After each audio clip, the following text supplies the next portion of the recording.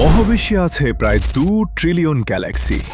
প্রতিটা গ্যালাক্সিতে কোটি কোটি তারা, আর প্রতিটা তারার চারপাশে অগণিত গ্রহ। তাহলে শুধু এই একটা গ্রহেই প্রাণ আছে? সত্যি? 2026 সালের 8 মে আমেরিকার পেন্টাগন একটা ঐতিহাসিক সিদ্ধান্ত নেয়। দশকের পর দশক গোপন রাখা 162টি ক্লাসিফাইড ফাইল জনসাধারণের সামনে প্রকাশ করা হয়। FBI, নাসা আর মার্কিন প্রতিরক্ষা বিভাগের গোপন নথি। কি ছিল সেই ফাইলগুলোতে? 1947 সাল, রসওয়েল।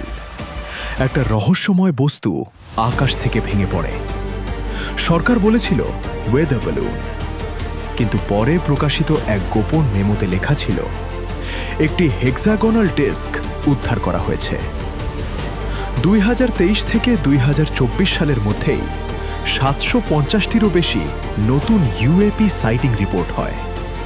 একজন পাইলটের ভাষায়, 25,000 ফুট ওপরে আমি একটা ট্রায়াঙ্গুলার মেটালিক অবজেক্ট দেখেছি, যেটা কোনো পরিচিত এয়ারক্রাফট না।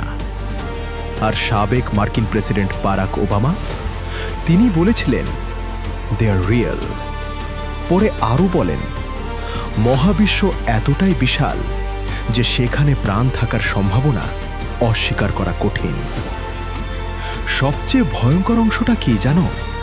পেন্টাগন নিজেই বলেছে, দিস কেসেস রিমেন আনরিজলভড। মানে পৃথিবীর সবচেয়ে শক্তিশালী সরকারও এখনো জানে না এগুলো আসলে কি। তাহলে প্রশ্নটা থেকেই যায়, আমরা কি সত্যি একা, নাকি কেউ আমাদের দেখছে?